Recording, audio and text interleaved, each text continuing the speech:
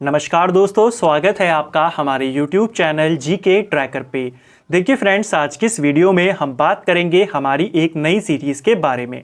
आज से हम एक नई सीरीज़ को यहाँ पे शुरू करने जा रहे हैं, जिसमें हम आपके पूरे हिंदी को, चाहे वो व्याकरण वाला पोर्शन हो, साहित्य वाला पोर्शन हो या पत्रकारिता वाला पोर्शन हो, पूरी हिंदी के टॉपिक वाइज नोट्स हम यहाँ पे कवर करेंगे एमसीक्यू के रूप में। ठीक है, पूरी हिंदी के हम प्रैक्टिस सेट यहाँ पे लगाएंगे, क्वेश्चंस को सॉल्व करेंगे, साथ में उनसे रिलेटेड जो आपके कॉन्सेप्ट होंगे, खास तौर पर व्याकरण वाले सेक्शन में उन सब कॉन्सेप्ट को, उन सब थ्योरी को भी हम कवर करते हुए चलेंगे।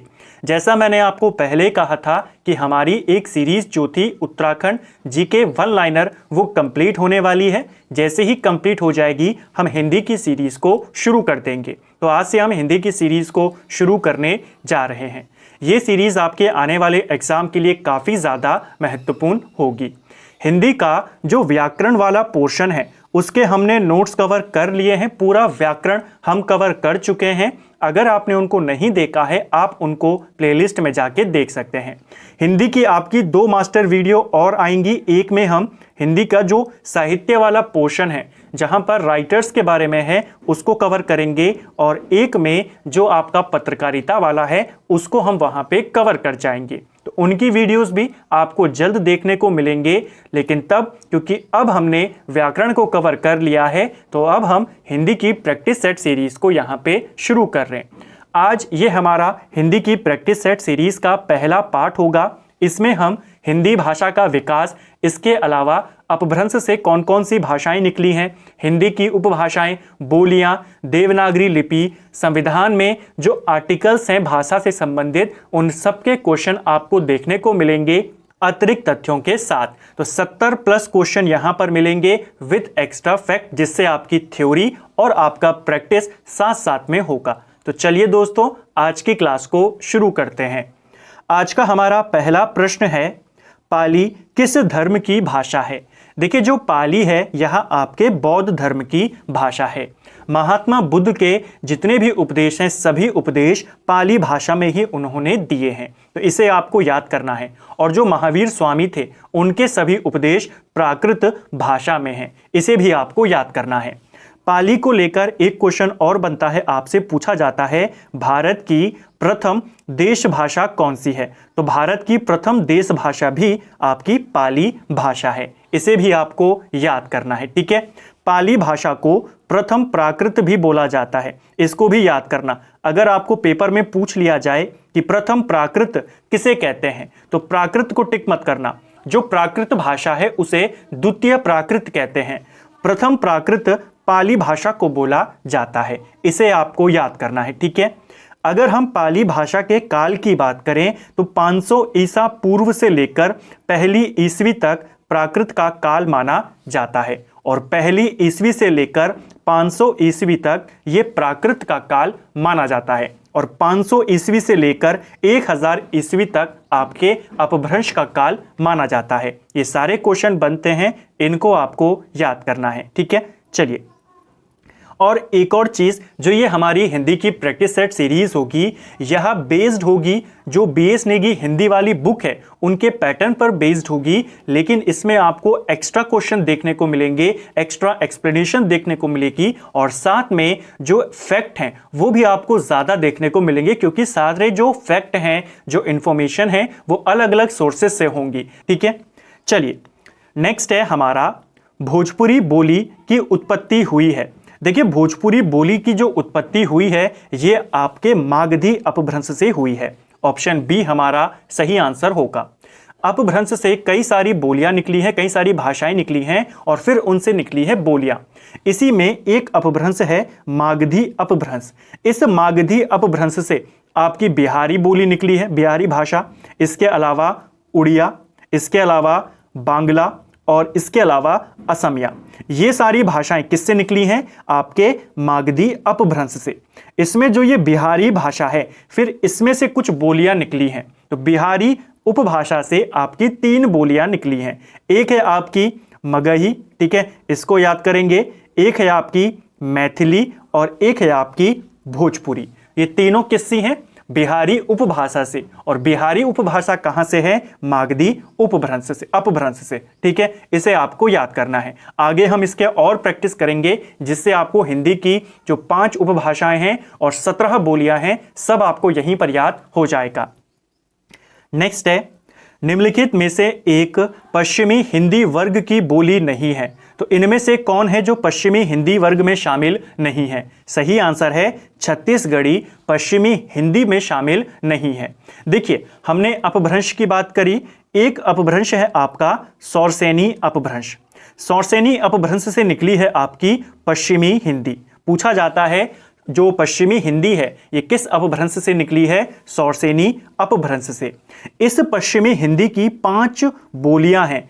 5 कौन कौन सी आती हैं पश्चिमी हिंदी में? पश्चिमी हिंदी में आपके हमने देखा कन्नौजी आती है, खड़ी बोली आती है, ब्रज भाषा आती है। इन 3 के अलावा चौथी है बुंदेली और 5वीं है बांगरू, जिसे हरियाणवी भी कहते हैं। छत्तीसगढ़ी पश्चिमी हिंदी में नहीं आती है, इसको याद करेंगे।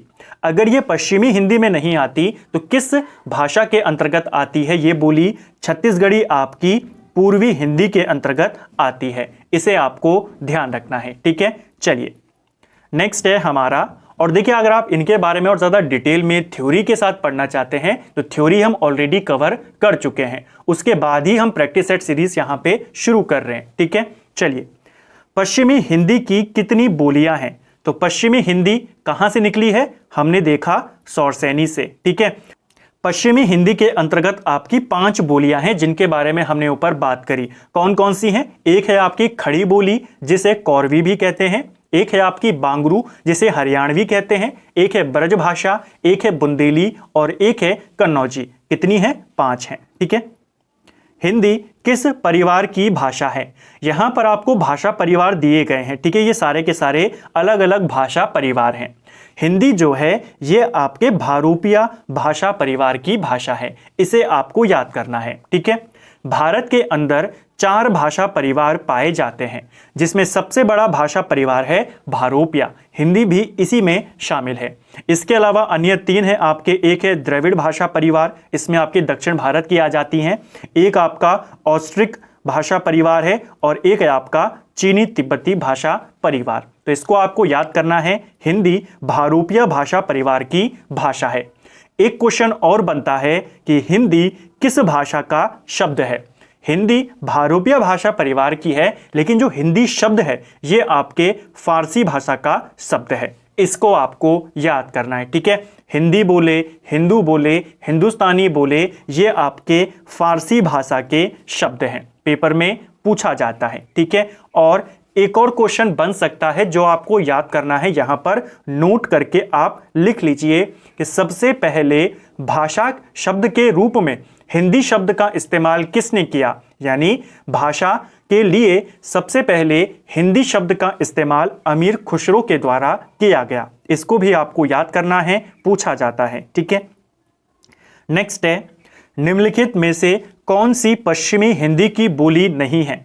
तो इनमें से पश्चिमी हिंदी की बोली आपने बतानी है। पश्चिमी हिंदी याद कीजिए, अभी हमने पढ़ा कहां से निकली है? सौरसेनी अपभ्रंश से। और पश्चिमी हिंदी के अंतर्गत 5 बोलियां आती हैं। उन 5 बोलियों में हमने डोगरी को नहीं पढ़ा है। कन्नौजी आती है, ब्रज आती है, बांगरू जिसे हरियाणवी कहते हैं, इसके अलावा खड़ी बोली और आपकी बुंदेली आती है। डोगरी इसमें शामिल नहीं है। ठीक है, देखते ही आप एलिमिनेट करके आंसर तक पहुंच जाएंगे। ठीक है, पश्चिमी हिंदी में कौन सी बोली है? पश्चिमी हिंदी कहां से आई है? सौरसेनी। कितनी है इसके अंतर्गत? 5। कौन सी शामिल इसमें है आपने बतानी है। कन्नौजी को आप देखते ही पहचान जाएंगे। ऑप्शन बी हमारा सही आंसर हो जाएगा। ठीक है, इसे आपको याद करना है, पेपर में पूछा जाएगा। नेक्स्ट है हमारा, आधुनिक भारतीय भाषाओं का विकास किससे हुआ है? देखिए, जो आधुनिक भारतीय भाषाएं हैं इनका विकास अपभ्रंश से हुआ है। जैसा हमने बात करी, अलग अलग अपभ्रंश हैं जिनसे अलग अलग भाषाएं निकली हैं और फिर उन भाषाओं से अलग अलग बोलियां निकली हैं, उनको हम कवर कर रहे हैं। सबसे पहला आता है आपका सौरसेनी अपभ्रंश। देखिए, सौरसेनी अपभ्रंश से आपकी पश्चिमी हिंदी, राजस्थानी और गुजराती ये निकली हैं, इनको याद करेंगे। ठीक है, दूसरा आता है अर्धमागधी, इससे आपकी पूर्वी हिंदी निकली है। तीसरा आता है मागधी अपभ्रंश, यहां से आपकी बिहारी, उड़िया, बांग्ला, असमिया निकली है, जिसके बारे में हमने ऊपर देखा। फिर आता है खश अपभ्रंश, जिससे आपकी पहाड़ी हिंदी निकली है। फिर आता है ब्राचड़ अपभ्रंश, इससे आपकी सिंधी निकली है। फिर आती है महाराष्ट्रीय अपभ्रंश, जहां से आपकी मराठी निकली है। तो ये कुछ इंपॉर्टेंट अपभ्रंश और इनसे निकली भाषाएं आपको याद करनी। आपको डायरेक्ट पूछेगा पश्चिमी हिंदी का विकास किस अपभ्रंश से हुआ, आप बताएंगे सौरसेनी। आपसे पूछेगा पूर्वी हिंदी का विकास बताइए, आप बताएंगे अर्धमागधी। ठीक है, बिहारी भाषा का बताइए, आप बताएंगे मागधी। इसको याद करना है, यहां से क्वेश्चन बन जाता है। ठीक है, इनमें से अपभ्रंश का काल माना जाता है, तो अपभ्रंश का काल इनमें से माना जाता है आपका ऑप्शन डी इसका सही आंसर हो जाएगा। 500 ईस्वी से लेकर 1000 ईस्वी तक का जो काल है, ये आपके अपभ्रंश का काल माना जाता है, जैसा मैंने आपको ऊपर बताया था। ठीक है, कि 500 ईसा पूर्व से आपका 1 ईस्वी तक क्या माना जाता है, पाली का काल माना जाता है, पाली भाषा का। 1 ईस्वी से लेकर 500 ईस्वी तक आपकी प्राकृत भाषा, और 500 ईस्वी से लेकर 1000 ईस्वी तक आपकी अपभ्रंश भाषा मानी जाती है। ठीक है, हिंदी भाषा का इतिहास की अगर हम बात करते हैं तो वो अपभ्रंश के साथ ही शुरू माना जाता है। ठीक है, एक और चीज आपको अपभ्रंश से याद करना है, अपभ्रंश का वाल्मीकि है वो किसको बोला जाता है, ये क्वेश्चन पेपर में बन जाता है। तो अपभ्रंश का वाल्मीकि स्वयंभू को बोला जाता है, और इनकी एक प्रसिद्ध रचना है जिसका नाम है पौम चरयु। ये किसकी रचना है, स्वयंभू की। स्वयंभू कौन है, जिन्हें अपभ्रंश का वाल्मीकि बोला जाता है। ठीक है, नेक्स्ट है हमारा ब्रज भाषा किसकी है। अब आपने बताना है कि इनमें से किस हिंदी से ब्रज भाषा का विकास हुआ है। फिर से हम बात करेंगे, मैंने आपको कहा सौरसेनी अपभ्रंश, वहां से निकली है पश्चिमी हिंदी, और पश्चिमी हिंदी से 5 बोलियां निकली हैं, जिसमें आपकी खड़ी बोली, बांगरू, बुंदेली, कन्नौजी और ब्रज भाषा आती है। तो ब्रज भाषा आपके पश्चिमी हिंदी से निकली है। इस प्रकार के ऑप्शन आपको आते हैं पेपर में, बताइए ब्रज भाषा किससे निकली है, पश्चिमी हिंदी से, पूर्वी हिंदी से, पहाड़ी हिंदी से, बिहारी हिंदी से। तो ये आपके पश्चिमी हिंदी से निकली है। ठीक है, हिंदी भाषा के उद्भव और विकास का सही क्रम चुनिए। हिंदी भाषा के अगर हम उद्भव और विकास की बात करते हैं, सही आंसर है, देखिए सबसे पहले आई संस्कृत, संस्कृत से बनी पाली, फिर उसके बाद विकास हुआ प्राकृत का, फिर आई अपभ्रंश, अपभ्रंश में सौरसेनी अपभ्रंश, सौरसेनी अपभ्रंश से पश्चिमी हिंदी निकली, पश्चिमी हिंदी से खड़ी बोली निकली, और जो वर्तमान हिंदी है वो इसी खड़ी बोली पर आधारित है। तो आपको ये वाला क्रम भी याद करना है। ठीक है, जो मेन क्रम है, जो मोटा मोटा यहाँ पर हम मानते हैं, ये तो आपको डिटेल में दे दिया कि कौन किस क्रम में आया है। ठीक है, इसने पूरा एग्जैक्ट खड़ी बोली तक आपको लेकर आ गया। लेकिन अगर हम बात करें जो प्रॉपर तरीके से पूछा जाता है, जो मोटी मोटी बातें यहाँ पर आती हैं, वो आती हैं संस्कृत, पाली, प्राकृत, उसके बाद आपकी अपभ्रंश आती है, उसके बाद अवहट आती है, और अवहट के बाद प्राचीन हिंदी शुरू हो जाती है। तो वो क्रम भी आपको याद करना है, डिटेल में पूछेगा तो ये याद करना है, संस्कृत के बाद पाली, फिर प्राकृत, फिर अपभ्रंश, अपभ्रंश के बाद सौरसेनी अपभ्रंश आया, सौरसेनी अपभ्रंश से पश्चिमी हिंदी निकली, और इसी से निकली खड़ी बोली। ठीक है, हिंदी में अधिकांश शब्द किस भाषा से आए हैं। देखिए हिंदी में जो मैक्सिमम शब्द हैं आपके, ये संस्कृत भाषा से आए हैं। ठीक है, जो हिंदी की आदि जननी मानी जाती है, हिंदी की आदि जननी संस्कृत को ही माना जाता है। ना सिर्फ हिंदी की, कई सारी भारतीय भाषाओं की, मैक्सिमम सभी भारतीय भाषाओं की आदि जननी संस्कृत को माना जाता है। हिंदी शब्द किस भाषा का है अगर पूछेगा, तब आप बताएंगे फारसी। ठीक है, हिंदी फारसी भाषा का शब्द है, लेकिन हिंदी में जो अधिकांश शब्द आए हैं वो संस्कृत से आए हैं। खड़ी बोली के जन्म का समय माना जाता है। देखिए खड़ी बोली के जन्म का जो समय माना जाता है वो 1000 ईस्वी के आसपास का समय माना जाता है। इसे आपको याद करना है। ठीक है, जो भाषा का विकास काल है अगर हम उसकी बात करते हैं, ये आपके 1500 ईसा पूर्व से शुरू होता है। ठीक है, 1500 ईसा पूर्व से लेकर के 500 ईसा पूर्व तक के काल को प्राचीन भारतीय आर्य भाषा बोला जाता है, जिसमें आपकी वैदिक संस्कृति, लौकिक संस्कृति का विकास हुआ। इसके बाद आता है 500 ईसा पूर्व से लेकर के 1000 ईस्वी तक। ठीक है, इस काल को मध्यकालीन भारतीय आर्य भाषा बोला जाता है, जिस काल में पाली, प्राकृत और अपभ्रंश का विकास हुआ। फिर आता है आधुनिक आर्य भाषा, जिसमें आपका 1000 से ईस्वी से ये शुरू हुआ है और वर्तमान तक चल रहा है। ठीक है, आधुनिक भारतीय आर्य भाषा कब से शुरू हुई? 1000 ईस्वी से इसका काल माना जाता है और इसी में आती है आपकी खड़ी बोली। तो इसको आपको याद करना है। खड़ी बोली को कौरवी भी बोला जाता है, ये इसका अन्य नाम है, इसे भी आपको याद करना है। ठीक है, जो आज की हिंदी है वो किसके ऊपर बेस्ड है? खड़ी बोली पर ही बेस्ड है, इसे भी आप याद करेंगे। ठीक है, खड़ी बोली हिंदी की उत्पत्ति कब हुई थी? देखिए, अब पूछा जा रहा है कि जो खड़ी बोली है किस अपभ्रंश से निकली है। आपको पता है खड़ी बोली आपके पश्चिमी हिंदी से निकली है और आपको पता होना चाहिए पश्चिमी हिंदी कहाँ से निकली है, वो सौरसेनी से निकली है। तो ऑप्शन बी इसका सही आंसर हो जाएगा। ठीक है, खड़ी बोली पूछी, यहाँ पर अपभ्रंश दे दिया, तो आप पहचानेंगे सबसे पहले आप पश्चिमी हिंदी पर ही जाएंगे। खड़ी बोली पश्चिमी हिंदी से आई है और पश्चिमी हिंदी सौरसेनी अपभ्रंश से आई है। ठीक है, पश्चिमी हिंदी की सर्वाधिक प्रमुख बोली इनमें से कौन है? पश्चिमी हिंदी में आपकी 5 बोलियां आती हैं। कौन कौन सी हैं? 4 यहां पर दी गई हैं। खड़ी बोली, ब्रजभाषा, बांगरू, बुंदेली और साथ में कन्नौजी। ये पश्चिमी हिंदी की आपकी 5 बोलियां हैं। पूछा गया है सर्वाधिक प्रमुख बोली कौन सी है इनमें से, तो इनमें सबसे प्रमुख ब्रजभाषा को माना जाता है, इसे आपको याद करना है। ठीक है, वर्तमान हिंदी खड़ी बोली पर डिपेंड है, लेकिन जो प्रमुख भाषा इसकी मानी जाती है, बोली मानी जाती है, वो ब्रजभाषा को माना जाता है। ठीक है, ब्रजभाषा का विकास इनमें से किस प्राकृत या अपभ्रंश से हुआ है? देखिए, ब्रजभाषा का विकास, अब आपको पता होना चाहिए ब्रजभाषा जो बोली है ये आपके पश्चिमी हिंदी से निकली है। फिर से वही बात है, और पश्चिमी हिंदी आप बता देंगे सौरसेनी अपभ्रंश से आई है। सिंपल सी बात है, इजीली आप यहां तक पहुंच जाएंगे। ठीक है, ब्रजभाषा के साहित्यिक विकास की अगर हम बात करते हैं तो ब्रजभाषा में साहित्यिक विकास में प्रमुख योगदान किसका रहा है? अगर आपसे ये क्वेश्चन बन जाए कि ब्रजभाषा का जो साहित्यिक विकास हुआ उसमें महत्वपूर्ण योगदान किसका रहा, तो ये रहा सूरदास का।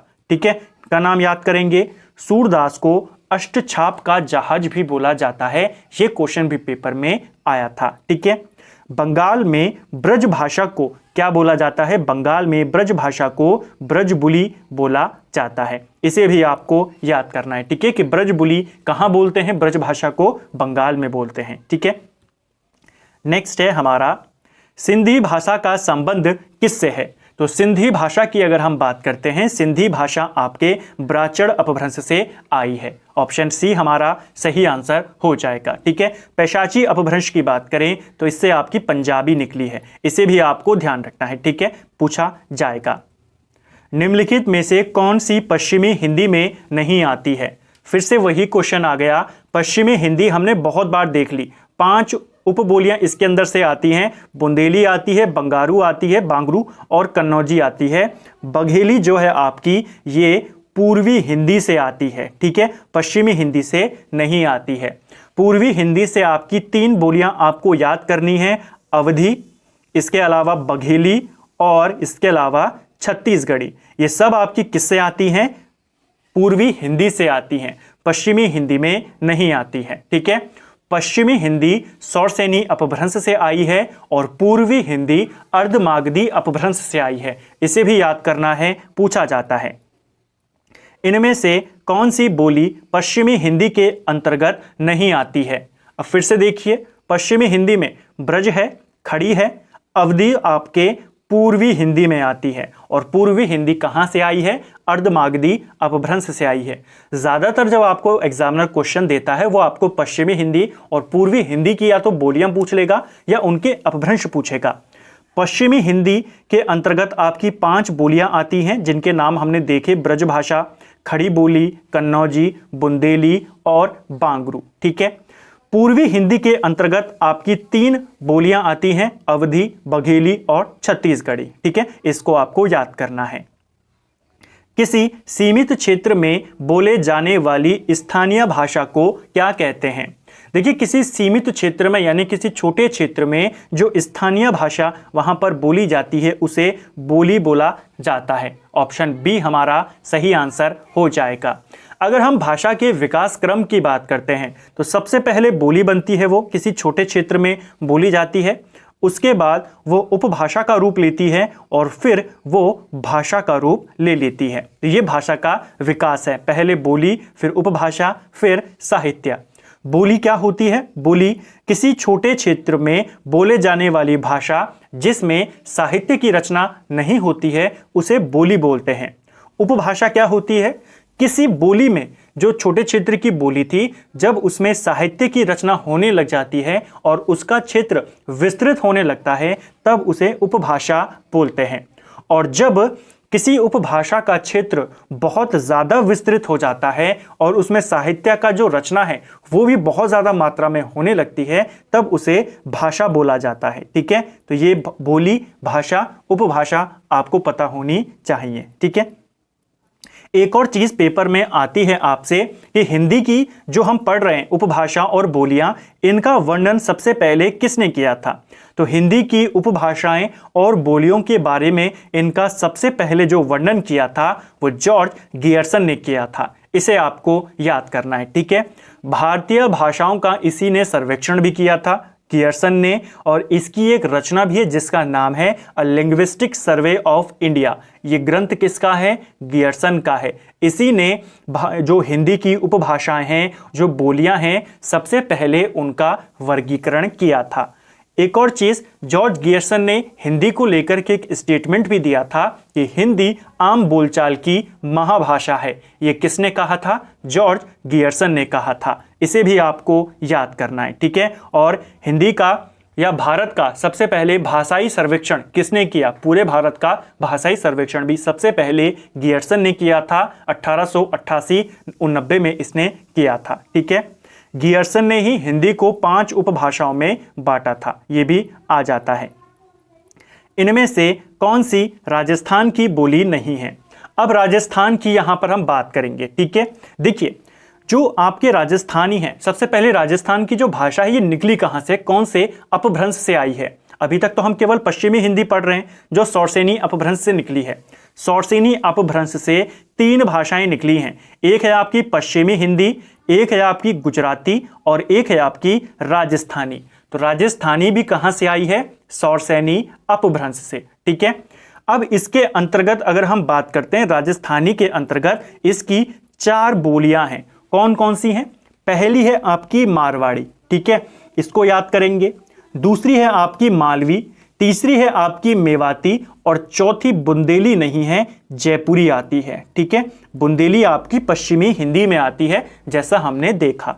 तो राजस्थानी भाषा के अंतर्गत 4 बोलियां हैं। जैसे पश्चिमी हिंदी में 5 बोलियां थी, राजस्थानी में 4 बोलियां हैं, मेवाती, मालवी, मारवाड़ी और साथ में जयपुरी। इनके कुछ अलग नाम भी हैं, जैसे जो मेवाती है इसे उत्तरी राजस्थानी बोला जाता है। ठीक है, इसको क्या बोला जाता है? उत्तरी राजस्थानी।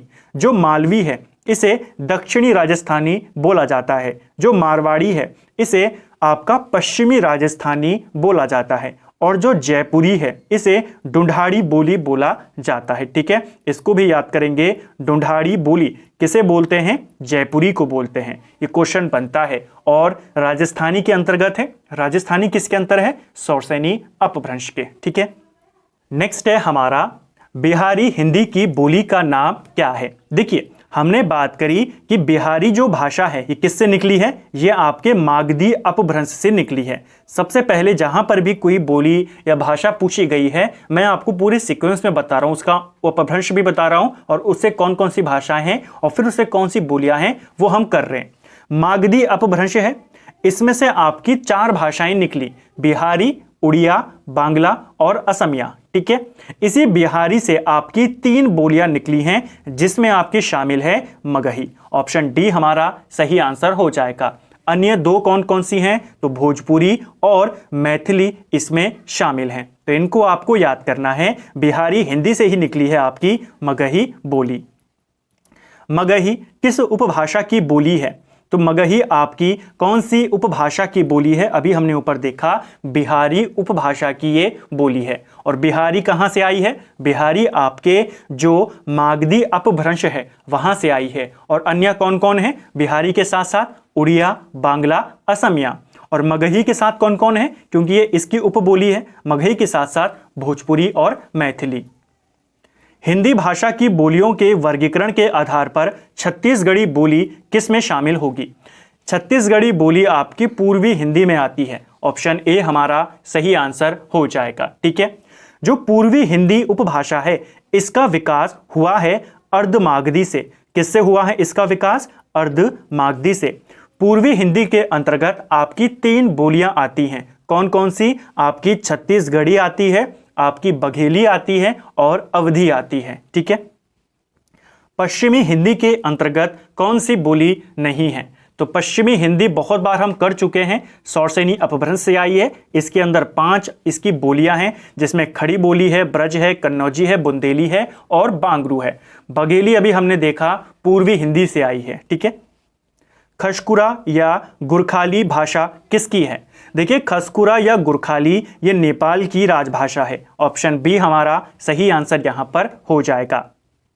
नेक्स्ट है, खड़ी बोली हिंदी का विकास किस भाषा से हुआ है? देखिए, खड़ी बोली आपकी किससे निकली है? यहां पर आपको दिए गए हैं ऑप्शन। खड़ी बोली आपके अपभ्रंश से निकली है। अपभ्रंश से कौन सा आया? सौरसेनी अपभ्रंश। सौरसेनी अपभ्रंश से निकली पश्चिमी हिंदी और पश्चिमी हिंदी से निकली खड़ी बोली। ठीक है, हिंदी के अंतर्गत मुख्यतः कितनी बोलियां आती हैं? देखिए, हिंदी के अंतर्गत हिंदी की 5 उपभाषाएं मानी जाती हैं। 5 उपभाषाएं कौन कौन सी? जैसा हमने ऊपर देखा, आपकी पश्चिमी हिंदी, पूर्वी हिंदी, राजस्थानी, बिहारी और पहाड़ी, ये 5 आती हैं। ठीक है, कौन कौन सी आती हैं? पश्चिमी हिंदी और पूर्वी हिंदी, 2 ये हो गए। इसके अलावा आपकी बिहारी आती है, राजस्थानी आती है और पहाड़ी आती है। तो ये 5 उपभाषाएं हैं और इन 5 उपभाषाओं के अंतर्गत हिंदी की 17 उपबोलियां आती हैं। 17 बोलियां आती हैं, तो इनको आपको याद करना है। ठीक है, उपभाषा पूछेगा तो 5, बोलियां पूछेगा तो 17 यहां पर आंसर हो जाएगा। कौन कौन सी हैं 17 बोलियां? अगर हम बात करें, सबसे पहला जो आपका पश्चिमी हिंदी है, इसके अंतर्गत आपकी जैसे आप देख सकते हैं खड़ी बोली, बांगरू, ब्रज, बुंदेली और कन्नौजी आती हैं। फिर है आपका दूसरे नंबर पर राजस्थानी। इसके अंदर आपकी मारवाड़ी, जयपुरी, मेवाती, मालवी आती हैं। फिर आती है पूर्वी हिंदी, जिसके अंदर आपकी अवधी, बघेली, छत्तीसगढ़ी आती हैं। फिर आती है बिहारी, जिसके अंदर आपकी भोजपुरी, मगही और मैथिली आती है। फिर आती है पहाड़ी, जिसमें आपकी कुमाऊनी और गढ़वाली आती है। यहाँ पर हमने देखा कि हिंदी के अंतर्गत 17 बोलियां हैं। कहीं कहीं पर 18 बोलियां भी बताया गया है। वहां पर वो क्या करते हैं, जो पहाड़ी है इसके अंदर यहाँ पर केवल 2 बोलियां हैं, गढ़वाली और कुमाऊनी, वो नेपाली को भी जोड़ देते हैं। तो उसको भी अगर आप जोड़ देंगे तो 18 हो जाएगा, नहीं जोड़ेंगे 17 हो जाएगा। ज़्यादातर आपको 17 देखने को मिलता है। ठीक है, सही युग्म का चयन यहाँ पर करना है, तो चलिए कर देते हैं। बिहारी हिंदी क्या मारवाड़ी इसकी बोली है? नहीं, मारवाड़ी आपकी राजस्थानी से आई है।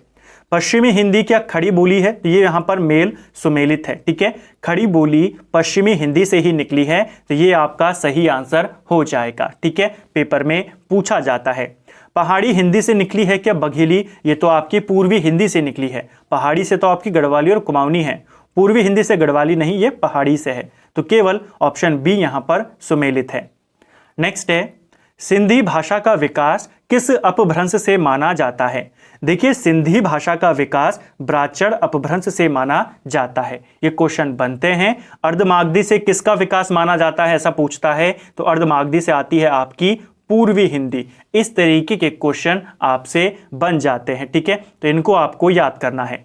मागधी से पूछ लेता है, हमने ऊपर देख चुके हैं, बिहारी, उड़िया, बांग्ला, असमिया, ये सब आपके मागधी से आए हैं। पेशाजी से मैंने आपको बताया पंजाबी आई है। पूर्वी हिंदी वर्ग की बोलियों का विकास किससे माना गया है? पूर्वी हिंदी कहां से आई है? तो पूर्वी हिंदी आपके कौन से अपभ्रंश से आई है? ये आपके अर्धमागधी अपभ्रंश से आई हैं। इनको आपको याद करना है। ठीक है, मागधी अलग, सौरसेनी अलग, अर्धमागधी अलग। अर्धमागधी से निकली है पूर्वी हिंदी, सौरसेनी से निकली है पश्चिमी हिंदी। पूर्वी हिंदी के अंतर्गत कौन कौन सी बोलियां आती हैं? तीन ही हैं जिनके बारे में कई बार पढ़ चुके हैं, अवधी, बघेली, छत्तीसगढ़ी।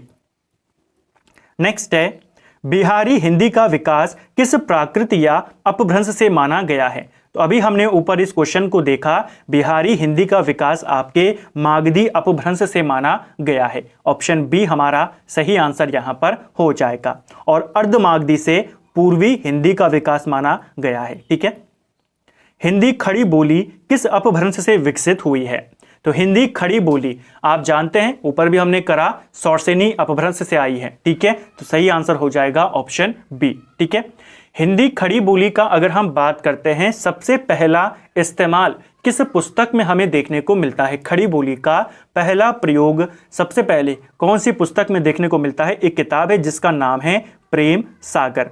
इस किताब में हमें खड़ी बोली का पहला प्रयोग देखने को मिलता है। नेक्स्ट है, निम्नलिखित बोलियों में से पूर्वी हिंदी की बोली नहीं है। तो पूर्वी हिंदी की कौन सी बोली यहां पर नहीं है? सही आंसर है भोजपुरी। ऑप्शन ए हमारा सही आंसर हो जाएगा। भोजपुरी आपकी बिहारी हिंदी में शामिल है। पूर्वी हिंदी में आपकी अवधी, बघेली, छत्तीसगढ़ी शामिल हैं। ठीक है, इनको याद करेंगे। नेक्स्ट है, देखिए ये जो 17 आपकी बोलियां हैं, 5 उपभाषाएं हैं, इसके अलावा आपकी देवनागरी लिपि है, हिंदी भाषा का विकास क्रम है, इन्हीं से आपके क्वेश्चन बनते हैं। इन्हीं को अगर आप प्रैक्टिस करेंगे अच्छे से और इस वीडियो को ध्यान से देखेंगे तो सारे क्वेश्चन एक जैसे क्वेश्चन है, वही आपके बार बार हम उनके फैक्ट को रिपीट कर रहे हैं कि यहां पर हमने अभी देखा कि ये तो इससे निकली है, तो आपके वो सारी चीजें क्लियर यहां पर हो जाएंगे इस प्रकार के प्रश्नों से। ठीक है, और यही क्वेश्चन इन्हीं 5 उपभाषा और 17 बोलियों को वो घुमा घुमा कर आपके लिए क्वेश्चन को डिजाइन कर देता है एग्जाम में भी। ठीक है। निम्नलिखित युग्मों में से कौन सा युग्म यहां पर गलत है? गलत युग्म को हमने पहचानना है। चलिए पहचानते हैं। क्या जो ब्रज भाषा है पश्चिमी हिंदी से निकली है? ये आपका सही है। खड़ी बोली पश्चिमी हिंदी से आई है? ये भी सही है। भोजपुरी क्या पूर्वी हिंदी से आई है? नहीं, भोजपुरी आपके बिहारी हिंदी से आई है। बिहारी हिंदी से 3 बोलियां आई हैं, भोजपुरी, मगही और मैथिली। ठीक है, ये वाला गलत है। अवधी पूर्वी हिंदी से आई है, तो ये बिल्कुल सही है। पूर्वी हिंदी से भी 3 आई हैं, अवधी, बघेली और छत्तीसगढ़ी। ठीक है। इनमें से कौन सी बोली पश्चिमी हिंदी वर्ग की नहीं है? तो पश्चिमी हिंदी वर्ग में आपकी कौन सी नहीं है? अब आप देखते ही पहचान जाएंगे। अवधी अभी हमने पढ़ा पूर्वी हिंदी में शामिल है, तो पश्चिम में तो होगी नहीं। बाकी बुंदेली, कन्नौजी, ब्रजभाषा, बांगरू और खड़ी बोली, ये 5 आपकी पश्चिमी हिंदी में आती हैं। नेक्स्ट है, कन्नौजी हिंदी की किस उपभाषा की बोली है? तो कन्नौजी अभी हमने देखा पश्चिमी हिंदी में शामिल है। ऑप्शन बी इसका सही आंसर है। कौरवी भाषा का उदय किससे हुआ है? देखिए कौरवी भाषा जिसे हम क्या बोलते हैं, अभी हमने ऊपर पढ़ा था, कौरवी को ही खड़ी बोली बोला जाता है।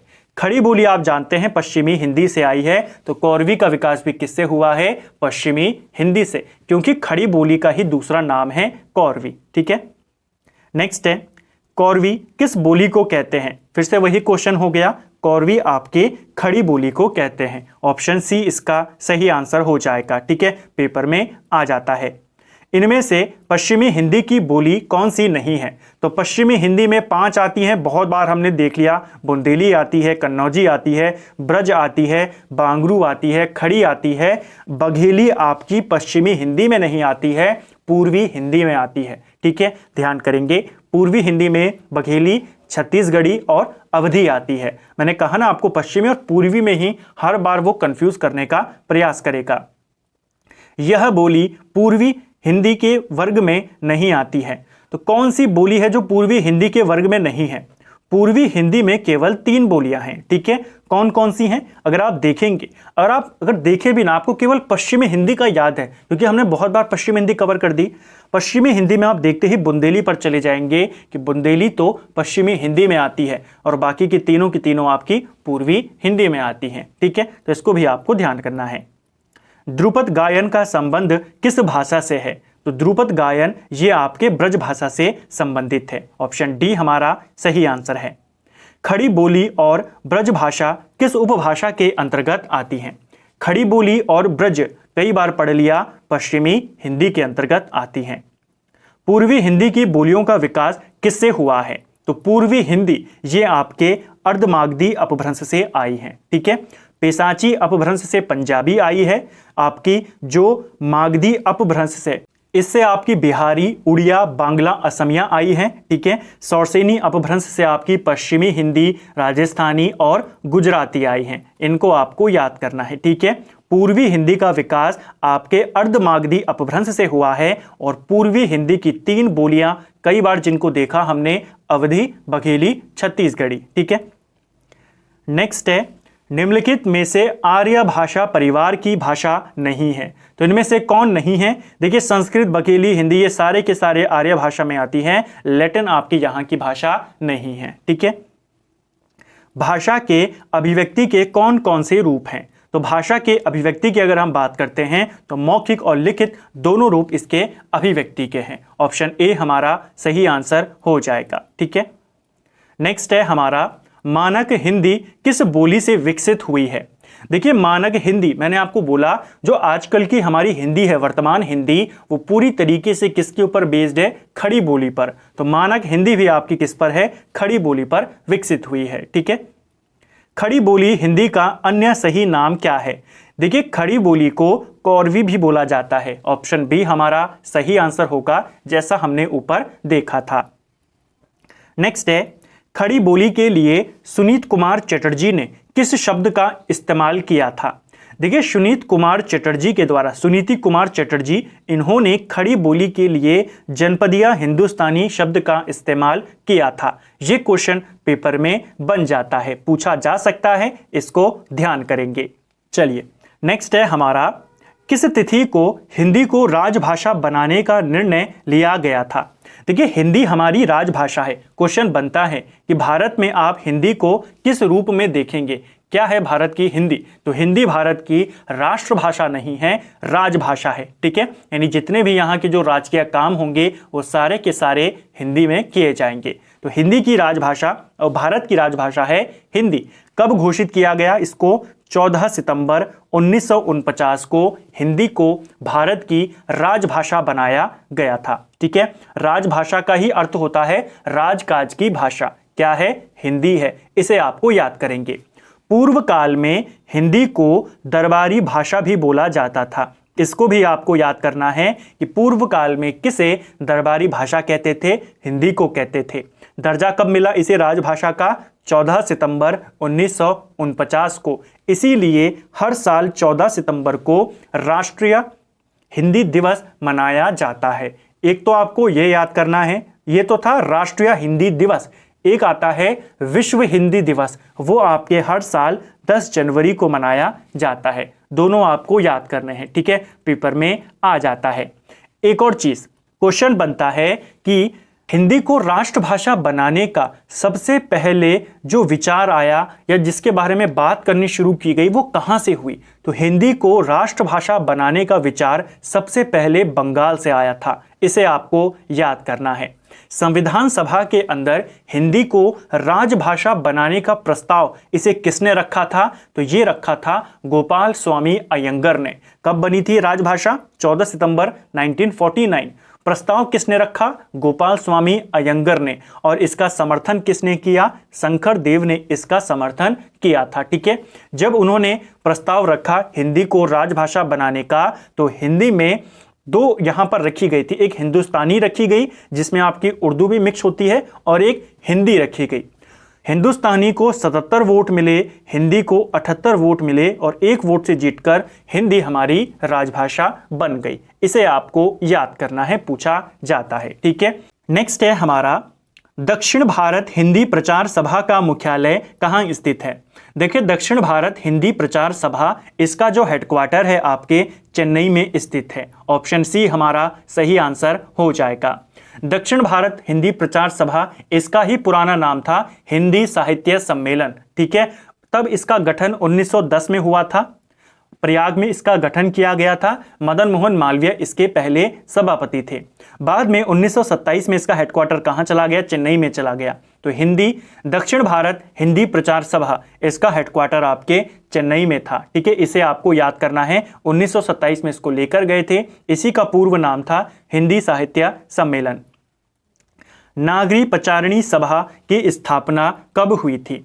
देखिए, नागरी प्रचारिणी सभा की अगर हम बात करते हैं, इसकी स्थापना 1893 में हुई। ये आपके वाराणसी में इसे स्थापित किया गया था। इसके संस्थापक में कौन कौन शामिल हैं? क्वेश्चन बन जाता है। श्याम सुंदर दास, राम नारायण मिश्र और शिव कुमार सिंह इसमें शामिल थे। तीनों का नाम आप याद करेंगे, नागरी प्रचारिणी सभा। नेक्स्ट है हमारा हिंदुस्तानी भाषा का रूप क्या है?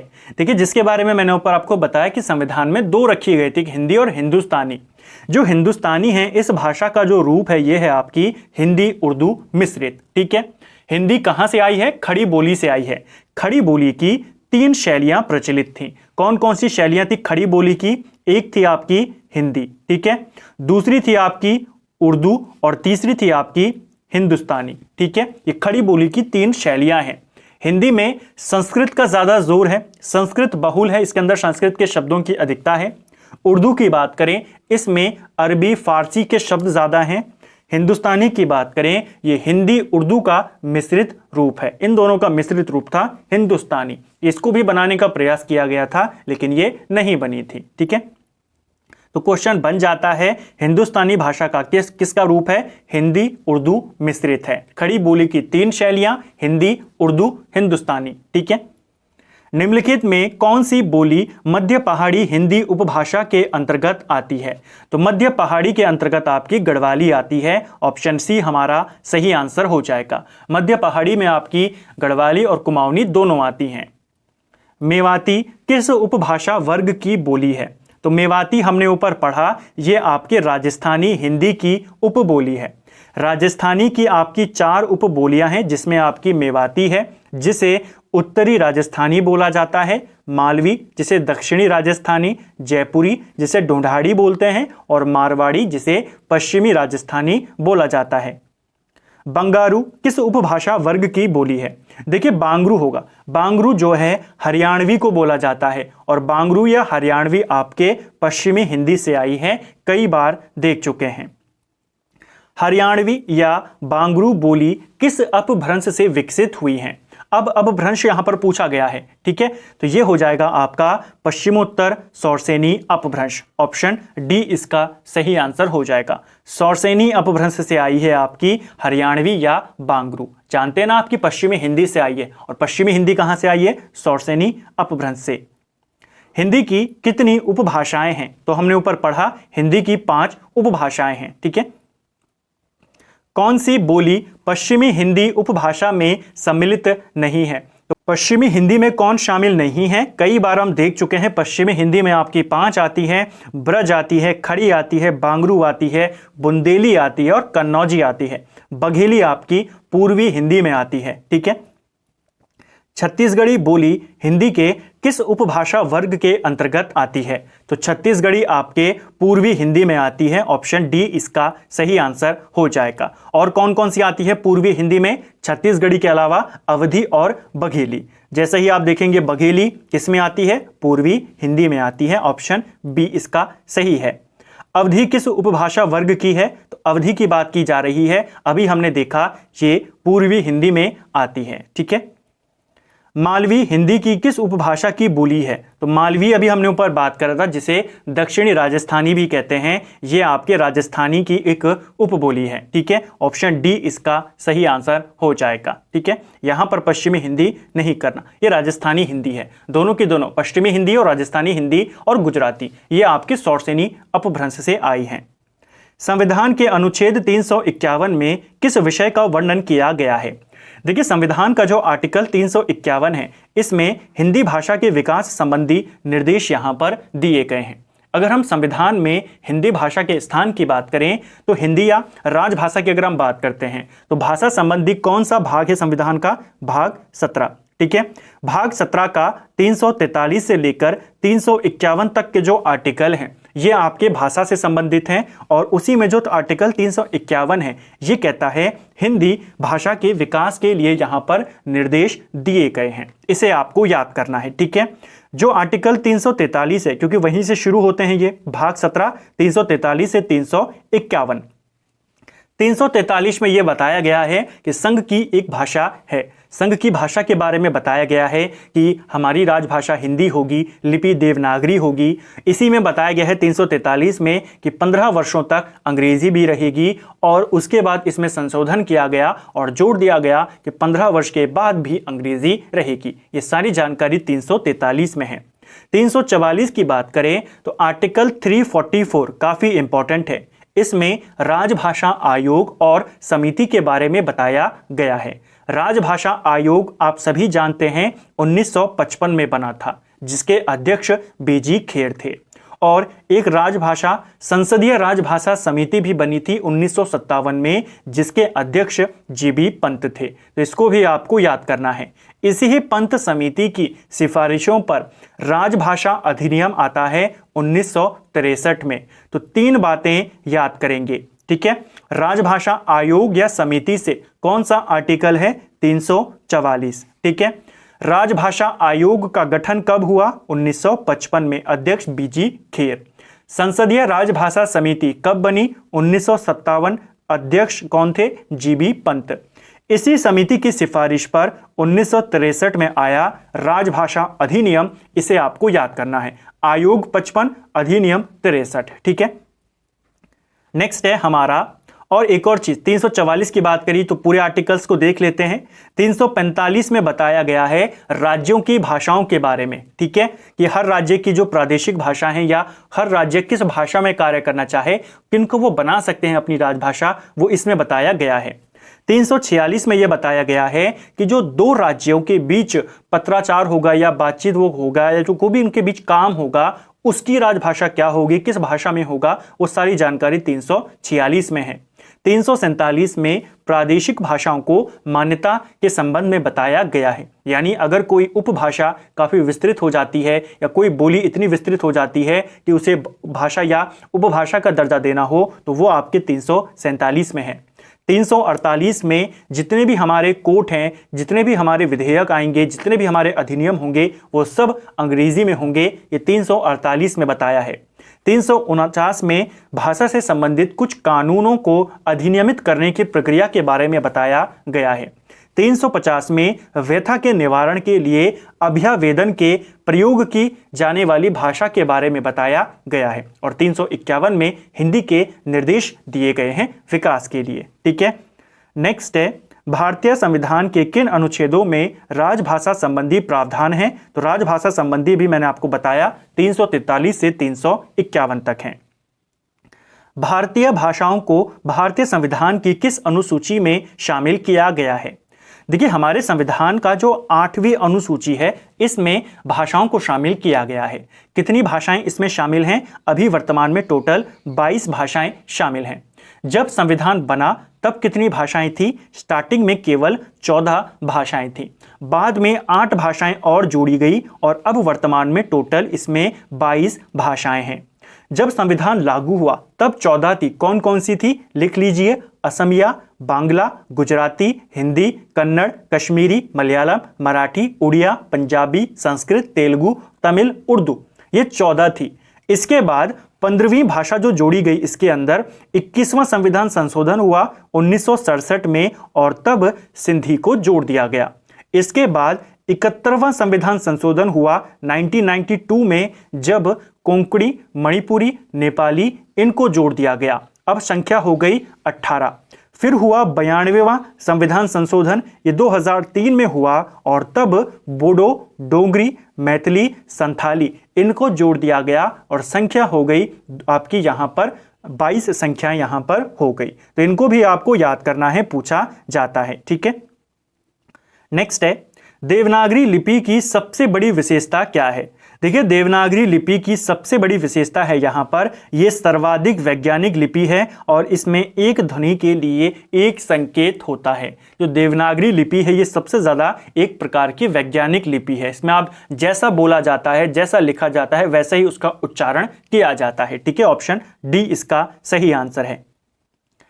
किस विद्वान ने देवनागरी लिपि के स्थान पर रोमन लिपि स्वीकार करने का सुझाव दिया था? तो किसने कहा था कि हमें देवनागरी लिपि को स्वीकार ना करके रोमन लिपि को स्वीकार करना चाहिए? ये कहा था सुनीत कुमार चटर्जी ने। ऑप्शन सी इसका सही आंसर है। देवनागरी लिपि का सर्वप्रथम प्रयोग किस राज्य में हुआ? ये क्वेश्चन पेपर में बहुत बार आया है। देवनागरी लिपि का सबसे पहला इस्तेमाल गुजरात में हुआ था। ऑप्शन बी हमारा सही आंसर हो जाएगा। कहाँ मिला है हमें देवनागरी लिपि का प्रयोग के साक्ष्य? गुजरात से मिले हैं। किसी सीमित क्षेत्र में बोले जाने वाली स्थानीय भाषा को क्या कहते हैं? ऊपर हमने कवर किया है, बोली कहते हैं। देवनागरी लिपि मूलतः कैसी है? तो देवनागरी लिपि आपकी अक्षरात्मक है। ऑप्शन बी इसका सही आंसर हो जाएगा। ठीक है, नेक्स्ट है हमारा, भाषा की सार्थक लघुत्तम इकाई कौन सी है? तो भाषा की सार्थक लघुत्तम इकाई की अगर हम बात करें तो ये शब्द होती है। ऑप्शन ए हमारा सही आंसर यहां पर हो जाएगा। भाषा की सार्थक लघुत्तम इकाई पूछी है तो आप शब्द को यहां पर बताएंगे। तो फ्रेंड्स, ये था हमारा Hindi practice set topic wise जिसमें हम कवर कर रहे हैं इसका पहला पार्ट। इसमें हमने हिंदी की उपभाषाएं, हिंदी की बोलियां, देवनागरी लिपि, हिंदी से संबंधित राजभाषा आयोग हो, आपके संविधान के अंदर के आर्टिकल्स हो, हिंदी भाषा का पूरा विकास हो, राजभाषा से वो कब बनी, उसके बारे में सारी जानकारियां हमने यहाँ पर देखी। उम्मीद करता हूं आपको आज का वीडियो पसंद आया होगा। इसी प्रकार हम हिंदी के सभी जो इंपॉर्टेंट टॉपिक्स है आपके, उनके इसी प्रकार प्रैक्टिस यहाँ पर करेंगे, एमसीक्यू के रूप में करेंगे, साथ में अतिरिक्त तथ्यों के साथ करेंगे। अगर आपको ये वीडियो पसंद आया है, वीडियो को लाइक करें। चैनल पर अगर आप पहली बार आए हैं, चैनल को सब्सक्राइब करें। इसी प्रकार हम हिंदी को यहाँ पे कवर करते रहेंगे और एग्जाम से पहले आपका जो पूरा रिवीजन है, प्रैक्टिस है, सब कुछ हम यहाँ पे कवर कर जाएंगे। आपको बस अपना सपोर्ट देना है। वीडियो पसंद आती है तो लाइक करके जाना है, और अगर वीडियो पसंद आपको नहीं आती है तो आप अपना सजेशन हमें दे सकते हैं कि क्या इसमें कमी थी जिसको हम आने वाले वीडियोस में इंप्रूव कर सकें। Thank you friends.